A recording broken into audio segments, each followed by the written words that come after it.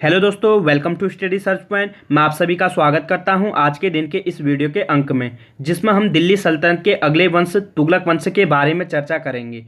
दोस्तों, तुगलक वंश की स्थापना गयासुद्दीन तुगलक के द्वारा 1320 ईस्वी में की गई थी, जबकि तुगलक वंश का शासनकाल 1320 ईस्वी से 1414 ईस्वी तक रहा है। ठीक है, और दिल्ली सल्तनत में सबसे अधिक समय तक शासन करने वाला वंश तुगलक वंश ही था, जिसकी स्थापना गयासुद्दीन तुगलक के द्वारा 1320 ईस्वी में की थी। और गयासुद्दीन तुगलक का जो वास्तविक नाम था वो था गाजी मलिक। ठीक है, गाजी मलिक गयासुद्दीन तुगलक के नाम से एक नए वंश की स्थापना की थी, तुगलक वंश। ठीक है, तो आपसे पूछा जाएगा कि तुगलक वंश की स्थापना किसने की थी, तो वो की थी गयासुद्दीन तुगलक ने। कब की थी? 1320 ईस्वी में। और तुगलक वंश का शासनकाल कब से कब तक रहा है? 1320 ईस्वी से 1414 ईस्वी तक। ठीक है दोस्तों, साथ ही दोस्तों, दिल्ली सल्तनत का ये पहला सुल्तान था जिसने दक्षिण भारत के राज्यों को अपने में मिलाया था। और इसने दक्षिण भारत के मदुरै पांडे वंश के मदुरै के पांडे वंश को दिल्ली के अधीन किया था। और जबकि हमने पिछली वीडियो के अंक में हमने देखा था कि अलाउद्दीन खिलजी दक्षिण भारत के अभियान करने वाला पहला सुल्तान था दिल्ली सल्तनत का। उसने दक्षिण भारत का अभियान किया और उन शासकों को पराजित कर उनको अपनी अधीनता स्वीकार कराई, लेकिन उन राज्यों को अपने अधीन नहीं किया था। और जबकि गयासुद्दीन तुगलक दिल्ली सल्तनत का पहला सुल्तान है जिसने दक्षिण भारत के राज्यों को सीधे अपने राज्य में मिलाया था। ठीक है, और इसने दक्षिण भारत के मद्रे वंश के पांडे वंश को दिल्ली की सल्तनत में मिलाया था। साथ ही दोस्तों, इसने 1321 ईस्वी में वारंगल पर भी आक्रमण किया, लेकिन वहां के काकती वंश राजा प्रताप रुद्रदेव को ये पराजित करने में असफल रहा है। ठीक है, तो आपसे पूछा जाएगा कि गयासुद्दीन तुगलक दक्षिण भारत के किस शासक को पराजित करने में असफल रहा है, तो वो रहा है आपका काकती राजा वंश प्रताप रुद्रदेव। ठीक है, जबकि इसको अलाउद्दीन खिलजी ने पराजित किया था। ठीक है, लेकिन ये उसे पराजित नहीं कर पाया था। ठीक है, और इसके दक्षिण भारत के अभियान जो किए थे उसके नेतृत्व जो किया था इसके पुत्र जौना खान ने, जो कि बाद में मोहम्मद बिन तुगलक के नाम से अगला शासक बनता है। ठीक है, साथ ही दोस्तों, इसके टाइम में एक सूफी संत थे निजामुद्दीन औलिया, जिन्होंने इनके बारे में कहा था, हुजूर ए दिल्ली दुरस्त है। ठीक है, दिल्ली अभी दूर है। ये किसके लिए कहा था? तो ये कहा था किसके लिए, किसने कहा था, ये बहुत ज़्यादा पूछा जाता है। तो निजामुद्दीन औलिया ने गयासुद्दीन तुगलक के लिए कहा था। ठीक है दोस्तों, और गयासुद्दीन तुगलक की मृत्यु जो हुई थी वो हुई थी अफगानपुरी में लकड़ी के स्वागत द्वार गिरने से। ठीक है, 1325 ईस्वी में मोहम्मद बिन तुगलक ने इसके स्वागत के लिए अफगानपुरी में एक लकड़ी का स्वागत द्वार बनाया था, लेकिन इस द्वार के गिरने से इसकी मृत्यु हो गई थी। साथ ही दोस्तों, इसके टाइम में डाक व्यवस्था सर्वश्रेष्ठ थी। डाक व्यवस्था की अगर हम बात करें तो डाक व्यवस्था अलाउद्दीन खिलजी के टाइम से आरंभ हुई थी सेना में। ठीक है, सेना में डाक व्यवस्था उसने चालू की थी, लेकिन सुव्यवस्थित और एक अच्छी डाक व्यवस्था जो प्रारंभ की गई है वो गयासुद्दीन तुगलक के टाइम में की गई है। साथ ही इसने सेना को वेतन के स्थान पर भूमि प्रदान की। ठीक है, आपसे पूछा जाएगा कि निम्न में से किस शासक ने सेना को वेतन के स्थान पर भूमि प्रदान की, तो वो था गयासुद्दीन तुगलक। ठीक है दोस्तों, और इसने बड़े बड़े जो इसके अधिकारी थे उनको भी इसने वेतन के तौर पर भूमि दान दी, ताकि वो लोग कृषि का टैक्स वहाँ से ले सकें। ठीक है दोस्तों, और इसने तो आपसे पूछा जाएगा कि दिल्ली सल्तनत का पहला सुल्तान कौन था जिसने गाजी की उपाधि धारण की, तो वो था गयासुद्दीन तुगलक। ठीक है, किस दिल्ली सल्तनत के समय दक्षिण के राज्यों को दिल्ली सल्तनत में मिलाया गया, तो गयासुद्दीन तुगलक के टाइम में। ठीक है दोस्तों, जबकि हमने देखा था अलाउद्दीन खिलजी के टाइम में उसने दक्षिण भारत के अभियान किए, उन राज्यों को जीता, लेकिन उन राज्यों को अपने में शामिल नहीं किया, दिल्ली सल्तनत में शामिल नहीं किया, बल्कि उन शासकों को अपनी अधीनता स्वीकार कराई और वहां पर से टैक्स वसूलता था। ठीक है दोस्तों, और नेक्स्ट है मदुरै पांडे वंश के मदुरै किसके समय पहली बार दिल्ली सल्तनत के अधीन आया था, तो वो आया था गयासुद्दीन तुगलक के टाइम में। ठीक है, निजामुद्दीन औलिया के किसके साथ संबंध अच्छे नहीं थे? गयासुद्दीन तुगलक से। ठीक है, जैसे कि मैंने बताया था कि दिल्ली अभी दूरस्थ है। ठीक है, दिल्ली अभी दूर है, ये किसने किसके लिए कहा है? तो ये कहा है निजामुद्दीन औलिया, जो कि सूफी संत थे, उन्होंने गयासुद्दीन तुगलक के लिए कहा है। ठीक है दोस्तों, और गयासुद्दीन तुगलक के टाइम में इसकी सिंचाई व्यवस्था बहुत प्रसिद्ध थी। ठीक है, सिंचाई, इसने किसानों की स्थिति को सुधारने के लिए, किसानों की योग्य भूमि वृद्धि करने के लिए इसने सिंचाई के लिए नहरों का निर्माण करवाया था। ठीक है, सबसे ज़्यादा नहरों का निर्माण गयासुद्दीन तुगलक के टाइम में ये किया गया था।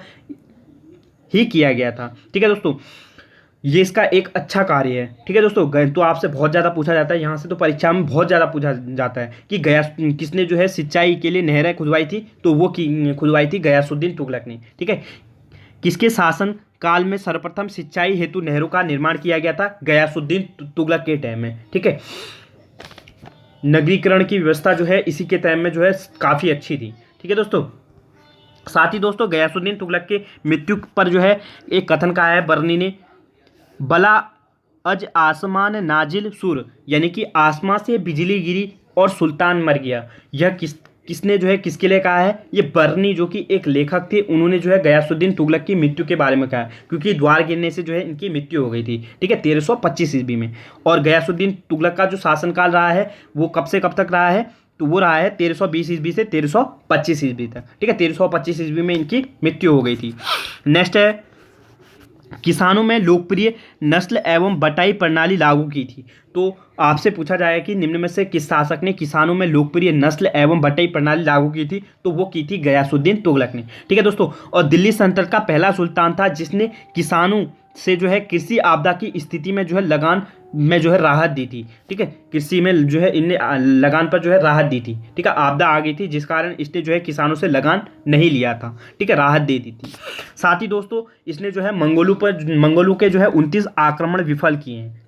कहीं पर जो है 29 मिल रहे हैं और कहीं कहीं पर जो है 23 आक्रमण इसके मिल रहे हैं। ठीक है, इसी कारण इसे जो है मालिक उल गाजी की उपाधि से जो है नवाजा गया था लोगों के द्वारा। ठीक है, और मंगोलों के आक्रमण से बचने के लिए जो है इसने एक नगर की स्थापना की थी, वो की थी तुगलकाबाद। ठीक है, दिल्ली में ही तुगलकाबाद की स्थापना की थी। तो आपसे पूछा जाएगा कि दिल्ली में तुगलकाबाद की स्थापना किसने की थी, तो वो की थी गयासुद्दीन तुगलक ने। ठीक है दोस्तों, अब हम बात करेंगे, ये था तुगलक वंश के बारे में। ठीक है, तुगलक वंश के जितने भी महत्वपूर्ण क्वेश्चन पूछे जाएंगे आपको यहीं से पूछे जाएंगे। ठीक है दोस्तों, अब हम बात करेंगे नेक्स्ट शासक मोहम्मद बिन तुगलक के बारे में। ठीक है दोस्तों अब हम बात करेंगे मोहम्मद बिन तुगलक। दोस्तों मोहम्मद बिन तुगलक को हम यहाँ पर प्रश्नों के माध्यम से पढ़ने का प्रयास करेंगे। जो भी परीक्षा की दृष्टि से महत्वपूर्ण क्वेश्चन मोहम्मद बिन तुगलक से पूछे जाते हैं हम उन्हीं को यहाँ पर देखेंगे और समझेंगे। ठीक है दोस्तों, मोहम्मद बिन तुगलक का जो शासनकाल रहा है वो 1325 ईस्वी से 1351 ईस्वी तक रहा है। ठीक है, 1325 ईस्वी में इसके पिता गयासुद्दीन तुगलक की मृत्यु के बाद जो है जो अगला सुल्तान बनता है वो बनता है मोहम्मद बिन तुगलक, जिसका शासनकाल 1325 ईस्वी से 1351 ईस्वी तक रहा है। और मोहम्मद बिन तुगलक का जो वास्तविक नाम था वो था जौना खां।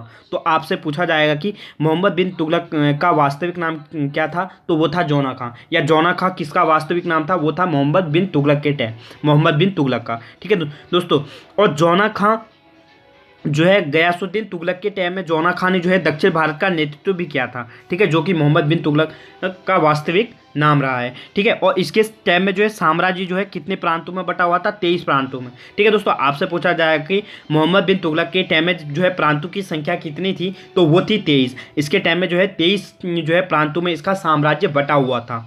ठीक है, साथ ही दोस्तों मोहम्मद बिन तुगलक जो है दिल्ली सल्तनत का सबसे जो है शिक्षित विद्वान शासक था। और साथ ही दोस्तों कई इतिहासकार इसे जो है पागल, आदर्शवादी तथा स्वप्नशील और रक्त का प्यासा, परोपकारी, धार्मिक, मुसलमान अथवा अधर्मी एवं अविश्वासी जो है बताते हैं। ठीक है दोस्तों, और इसे जो है इस्लाम का शत्रु भी कहा गया है। कई इतिहासकार इसे इस्लाम का शत्रु भी मानते हैं। ठीक है दोस्तों, तो आपसे पूछा जाएगा कि किसे रक्त का प्यासा या परोपकारी या स्वप्नशील कहा गया है, तो वो कहा गया है मोहम्मद बिन तुगलक को। या किसे इस्लाम का शत्रु बताया गया है, तो वो बताया गया है किस शासक को इस्लाम का शत्रु बताया गया है, तो वो बताया गया है मोहम्मद बिन तुगलक को। ठीक है दोस्तों, और साथ ही मोहम्मद बिन तुगलक को एक उपाधि भी दी गई है, उलरा। ठीक है, उलरा खां की उपाधि। तो आपसे पूछा जाएगा निम्न में से किस शासक को जो है उलरा खां की उपाधि से सम्मानित किया गया है, तो वो है मोहम्मद बिन तुगलक को। ठीक है, उलरा खां की उपाधि से नवाजा गया है। साथ ही दोस्तों इसकी राजनीतिक एवं प्रशासनिक योजना की हम बात करें तो इसने जो है अब 5 योजना चलाई थी। ठीक है, 2 आप में कर वृद्धि, देवगिरी पर राजधानी, 2 आप में कर वृद्धि इसने पहली योजना चलाई है। दूसरी इसने योजना चलाई देवगिरी को जो है राजधानी परिवर्तन। तीसरा इसने था सांकेतिक मुद्रा। चौथा है इसका खुरासान अभियान और 5वां है इसका कराचीन अभियान। ठीक है, इसने 5 योजनाएं जो है चलाई हैं और ये पांचों की पांचों जो है असफल रही हैं। ठीक है, दिल्ली सल्तनत का पहला सुल्तान था जिसने जितनी भी योजनाएं चलाई हुई है वो जो है असफल रही हैं। ठीक है, तो आपसे पूछा जाएगा कि किसने जो है राजधानी स्थानांतरित जो है मोहम्मद बिन तुगलक ने जो है राजधानी कहाँ स्थानांतरित की थी, तो वो की थी देवगिरी। ठीक है, देवगिरी को का नाम बदलकर इसने दौलताबाद किया था और 1327 ईस्वी में इसने राजधानी जो है देवगिरी को बनाई थी। हालांकि बाद में पुनः इसने जो है दिल्ली को अपनी राजधानी बना दी थी। ठीक है, और ये दूसरा क्वेश्चन आपसे पूछा जाएगा कि निम्न में से मोहम्मद बिन तुगलक ने कौन सी मुद्रा जारी की थी, तो वो की थी सांकेतिक मुद्रा। ठीक है, जिसका मूल्य जो है चांदी के मूल्य के बराबर होता था। ठीक है, आपसे पूछा जाएगा कि निम्न में से किस शासक ने सांकेतिक मुद्रा चलाई थी, तो वो चलाई थी मोहम्मद बिन तुगलक ने। ठीक है दोस्तों, अब हम बात करते हैं इसके योजनाओं के बारे में। पहली योजना है जो कि इसने 1326 ईस्वी में चलाई थी, 2 आब में कर वृद्धि। ठीक है दोस्तों, 2 आब में कर वृद्धि किस रूप में वसूली थी, ये इसने नगद रूप में वसूली थी। 2 आब में कर वृद्धि दर कुल उत्पाद का कितना प्रतिशत था, वो था 50%। ठीक है दोस्तों, और अकाल पड़ने के कारण इस योजना को इसने वापस लेना पड़ा। दोस्तों हुआ क्या था कि मोहम्मद बिन तुगलक ने 1326 ईस्वी के आसपास गंगा यमुना जो है क्षेत्र में 2 आब में कर वृद्धि कर दी थी। ठीक है, यानी कि टैक्स बढ़ा दिया था। ठीक है, क्योंकि वहाँ पर और साथ ही दोस्तों वहाँ पर जो है बड़े बड़े अमीर वर्ग के किसान रहते थे, इसलिए इसने ऐसा किया था। ठीक है, ताकि इसको जो है राजस्व अधिक प्राप्त हो। और हुआ क्या, इस योजना को जिस वर्ष इसने लागू किया उसी वर्ष वहाँ पर जो है भयंकर अकाल पड़ गया था। साथ ही सरकारी कर्मचारी जबरदस्ती कर वसूलने लगे थे, जिस कारण वहाँ के बड़े बड़े अमीर वर्ग के किसान जो थे वो गांव छोड़कर जाने लगे, और इसने जो है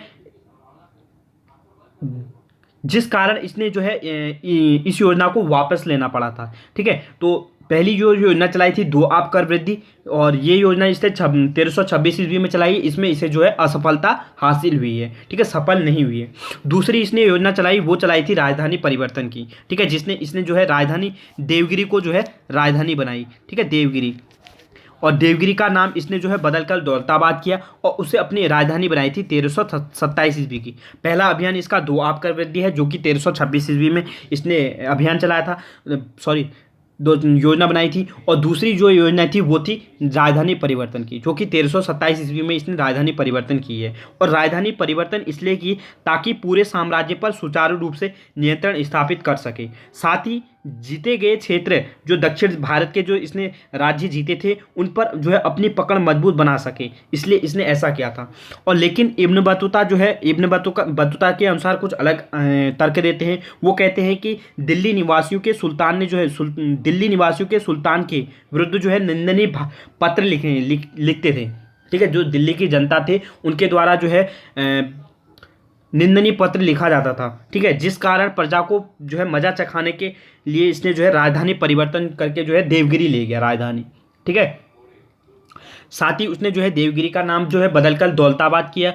और लेकिन हुआ क्या कि जैसे ही इसने देवगिरी को अपनी राजधानी बनाई तो उत्तर भारत के जो राज्य थे, उत्तर भारत में जो है विद्रोह होने लगे थे। ठीक है, छोटे छोटे जो है विद्रोह होने लगे थे। साथ ही मंगोलों का आक्रमण होने लगा था, जिस कारण इसने जो है राजधानी परिवर्तन की योजना जो है वापस ली और दिल्ली को पुनः अपनी राजधानी बनाई थी। ठीक है दोस्तों, तो आपसे पूछा जाएगा कि निम्न में से किस शासक ने देवगिरी को, दिल्ली सल्तनत के किस शासक ने जो है देवगिरी को राजधानी बनाई थी या दौलताबाद राजधानी बनाई थी, तो वो बनाई थी मोहम्मद बिन तुगलक ने। ठीक है दोस्तों, नेक्स्ट इसकी योजना थी वो था सांकेतिक मुद्रा चलाना। ठीक है, जो कि इसने 1330 ईस्वी में 1323 ईस्वी के आसपास जो है सांकेतिक मुद्रा चलाई थी। ठीक है, तो आपसे पूछा जाएगा कि सांकेतिक मुद्रा किसने चलाई थी, तो वो चलाई थी मोहम्मद बिन तुगलक के द्वारा 1330 ईस्वी में। ठीक है, इनका क्रम याद कर लेना। पहला जो इसने योजना चलाई है वो चलाई है 2 आब कर वृद्धि, जो कि 1326 ईस्वी में चलाई है। दूसरी इसने राजधानी परिवर्तन की है 1327 ईस्वी में। और तीसरा जो इसने योजना बनाई थी 1330 ईस्वी में सांकेतिक मुद्रा। ठीक है, जिसमें इसने जो है तांबे और पीतल के सिक्के चलाए थे। सांकेतिक मुद्रा चलाने का जो मुख्य उद्देश्य था वो इसके टाइम में जो है सल्तनत काल का जो खजाना था वो खाली हो गया था, जिसकी आपूर्ति के लिए इसने सांकेतिक मुद्रा चलाई थी। और ये प्रेरणा इसने चीन और ईरान के शासकों से सीखी हुई थी। चीन जो है मोहम्मद बिन तुगलक ने जो है सांकेतिक मुद्रा जो है चीन के शासक जो है चाहू से प्रभावित होकर चलाई थी। ठीक है, जबकि चाहू ने जो ये योजना चलाई थी वो सफल हुई थी, लेकिन मोहम्मद बिन तुगलक के द्वारा चलाई गई योजना असफल रही, क्योंकि इस समय सुल्तान के द्वारा जो है चलाई गई योजना जो है लोगों के बड़ों में जो है बड़ी बड़ी संख्या में टकसाल खुल गई थी। लोग जो है तांबे के सिक्के ढालने लगे थे, साथ ही तांबे के सिक्के के बदले जो है चांदी लेने गए लगे थे, इस जिस कारण जो है अर्थव्यवस्था बिगड़ गई थी और इसने जो है इस योजना को वापस लेना पड़ा था।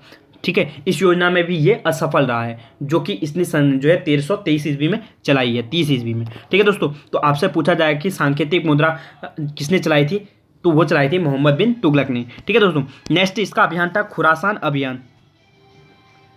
दिल्ली किस दिल्ली सल्तनत के शासक द्वारा जो है खुरासान अभियान किया गया था, तो वो किया गया था एमबीटी के द्वारा। ठीक है, और इसने जो है खुरासान जो अभियान किया था वो अब्बू सैयद के विरुद्ध किया था। और इस अभियान के पीछे जो है मोहम्मद बिन तुगलक का जो उद्देश्य था वो भारतीय उपमहाद्वीप की प्राकृतिक सीमाओं को हासिल करना चाहता था। ठीक है, तो लेकिन इसे भी जो है ये असफल रहा है, खुरासान अभियान में भी ये असफल रहा है, इस योजना में भी। ठीक है दोस्तों, साथ ही इसके बाद जो है इसने जो अगली योजना चलाई है वो चलाई है 1328 ईस्वी में। ठीक है, 1328 में, और 1328 ईस्वी में ही इसने खुरासान अभियान भी किया है। ठीक है, तो 1328 में कराचीन अभियान भी किया है, जिसमें इसने जो है हिमाचल प्रदेश और गढ़वाल पर जो है ये अभियान किया है। ठीक है, तो आपसे पूछा जाएगा कि कराची अभियान दिल्ली सल्तनत के किस शासक ने किया था, तो वो किया था मोहम्मद बिन तुगलक ने। कब किया था, 1328 ईस्वी के आसपास। और कराची अभियान जो कहाँ पड़ता था, हिमाचल प्रदेश तथा गढ़वाल कुमाऊं में, और इसका उद्देश्य जो है तिब्बती घुसपैठियों को रोकना था। और इस अभियान के लिए इसने जो है 3,70,000 सैनिक की एक बड़ी सेना जो है कराची अभियान के लिए भेजी हुई थी। ठीक है, और उसने जो है पहाड़ी क्षेत्र में कराची के राजा पर जो है 1,00,000, कहीं कहीं पर मिलता है कि 1,00,000 से अधिक सैनिकों को भेजा था लेकिन प्रारंभ में। और यह योजना भी असफल रही, क्योंकि वहाँ पर जो है प्राकृतिक विपदाओं के कारण जो है कई सैनिक मारे गए थे, जैसे कि पहाड़, ठीक है, पहाड़ में बर्फीला तूफान वगैरह ये सब होने लगे थे। साथ ही कई सैनिक जो है रास्ता भटक गए थे जंगल में, जिस कारण कई सैनिकों की मृत्यु हो गई थी। और इस अभियान में भी ये जो है असफल रहा है। साथ ही दोस्तों, मोहम्मद बिन तुगलक जो है दिल्ली सल्तनत का पहला सुल्तान था जिसके टाइम में जो है सबसे ज़्यादा विद्रोह हुए हैं। ठीक है, बहुत ज़्यादा पूछा जाता है निम्न में से दिल्ली सल्तनत का शासक कौन था जिसके टाइम में सबसे ज़्यादा विद्रोह हुए हैं, तो वो हुए हैं मोहम्मद बिन तुगलक के टाइम में। ठीक है, इसके टाइम में जो है 1326 ईस्वी में जो है इसके चचेरा भाई जो बहाउद्दीन गुरसब था उसका विद्रोह हुआ है। साथ ही दोस्तों इसके टाइम में जो है विजयनगर और बहमनी साम्राज्य का भी जो है अलग जो है स्वतंत्र हो जाते हैं। ठीक है दोस्तों, तो आपसे पूछा जाएगा निम्न में से किस दिल्ली सल्तनत के शासनकाल में जो है सर्वाधिक विद्रोह हुए हैं, तो वो हुए मोहम्मद बिन तुगलक के टाइम में। ठीक है दोस्तों, अब हम बात करते हैं नेक्स्ट।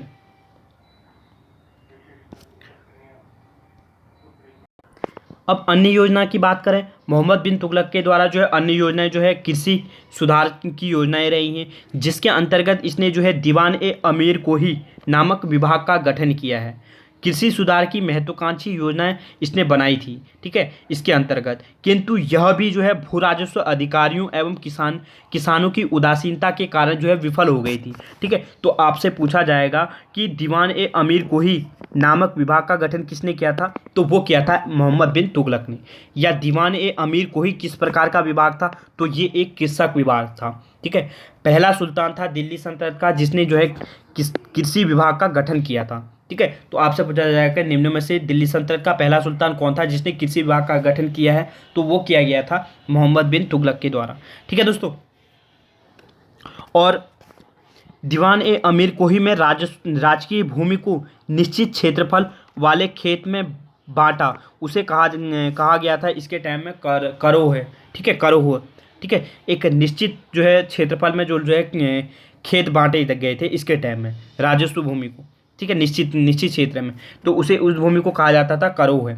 ठीक है, साथ ही इसने जो है दीवान अमीर कोही के तहत इसने कृषि विभाग में जो है चक्रण प्रणाली का सूत्रपात किया था। ठीक है, तो आपसे बहुत ज़्यादा महत्वपूर्ण क्वेश्चन है, निम्न में से जो है किस सुल्तान ने जो है कृषि विभाग में चक्रण प्रणाली का सूत्रपात किसने किया था। ठीक है, या डायरेक्ट पूछा जाएगा कि किस शासक ने जो है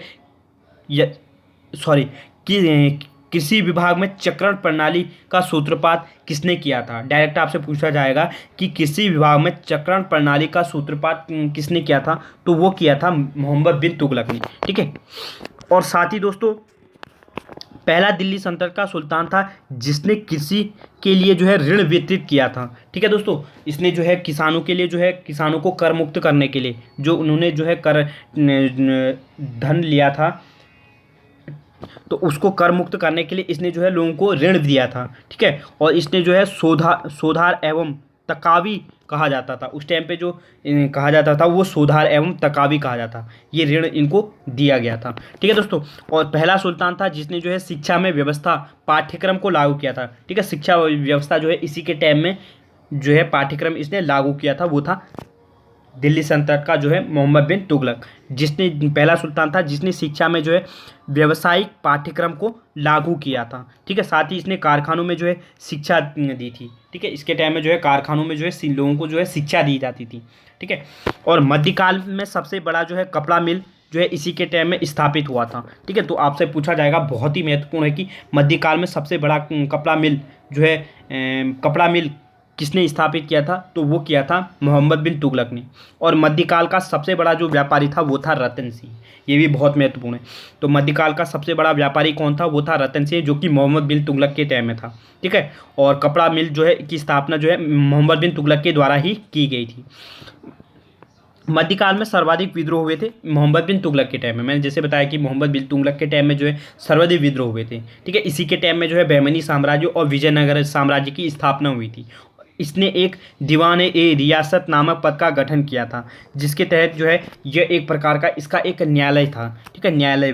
ठीक है, साथ ही दोस्तों किस शासक के समय जो है दक्षिण सीमा में बहमनी व विजयनगर साम्राज्य की स्थापना हुई थी। एमबीटी के टाइम में बहमनी साम्राज्य की स्थापना जो है 1347 ईस्वी में हुई थी। ठीक है, और जबकि विजयनगर साम्राज्य की स्थापना जो है हरिहर और बुक्का ने जो है 1326 ईस्वी में की थी। हालांकि हम विजयनगर साम्राज्य और बहमनी साम्राज्य के बारे में जो है एक अलग से वीडियो में चर्चा करेंगे इस विषय पर। ठीक है दोस्तों, ये अलग चैप्टर है, तो हम यहाँ इनके बारे में उस चैप्टर में ही बात करेंगे। ठीक है, तो आपसे पूछा जाए कि बहमनी साम्राज्य और विजयनगर साम्राज्य की स्थापना किसके टाइम में हुई थी, तो वो हुई थी मोहम्मद बिन तुगलक के टाइम में। ठीक है, जिसके टाइम में सर्वाधिक विद्रोह हुए थे।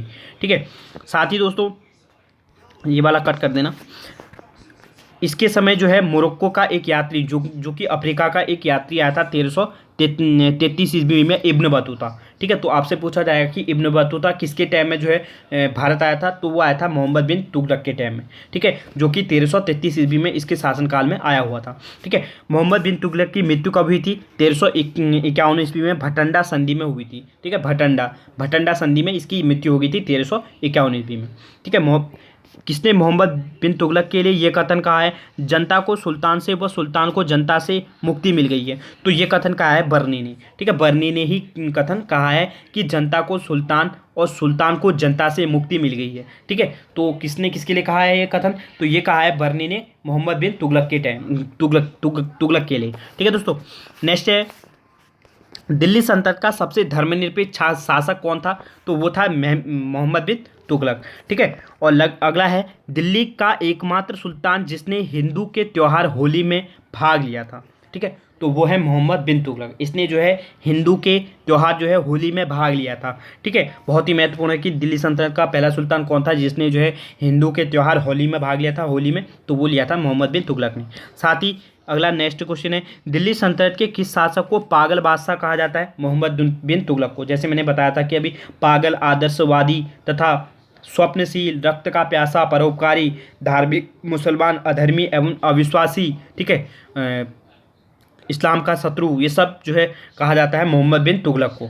ठीक है दोस्तों, और दिल्ली सल्तनत के किस शासक को रक्त का प्यासा व दुनिया का खान कहा जाता है, मोहम्मद बिन तुगलक को। ठीक है दोस्तों, मोहम्मद बिन तुगलक को ही रक्त का प्यासा, दुनिया का खान कहा जाता है। ठीक है दोस्तों, नेक्स्ट है इब्न बतूता। इब्न बतूता जो है कहाँ का निवासी था, मोरक्को का निवासी था, अफ्रीका का। ठीक है, अफ्रीका में पड़ता है मोरक्को। किसके शासनकाल में आया था, मोहम्मद बिन तुगलक के शासनकाल में आया था। और जो है भारत किस वर्ष आया, 1333 ईस्वी में। और इसने कौन सी पुस्तक लिखी थी, रहेला, और किस भाषा में लिखी है, अरबी भाषा में। ठीक है, रहेला पुस्तक जो है इब्न बतूता ने किस भाषा में लिखी है, अरबी भाषा में। ठीक है, अरबी, फारसी, तुर्की, ये पूछ लेगा तो अरबी भाषा में दोस्तों। और मोहम्मद बिन तुगलक ने जो है सिक्के चलाए हैं, एक सजगनी जो है चांदी का सिक्का चलाया है, और एक चलाया है इसने कांसा कांसे का जो है अदली। ठीक है, आपसे पूछा जाएगा कि सजगनी या अदली नामक सिक्के निम्न में से किस दिल्ली सल्तनत के शासन काल में जो है चलाए गए थे, तो वो चलाए गए थे मोहम्मद बिन तुगलक के। ठीक है, ये थे हमारे तुगलक के बारे में जो है क्वेश्चन से संबंधित महत्वपूर्ण वीडियो। ठीक है दोस्तों, जो कि परीक्षा की दृष्टि से महत्वपूर्ण है, उन्हीं को हमने यहाँ पर लेके आए हैं। साथ ही मिलते हैं अब नेक्स्ट वीडियो में, तब तक के लिए घर में रहे, सुरक्षित रहें। ठीक है दोस्तों, धन्यवाद।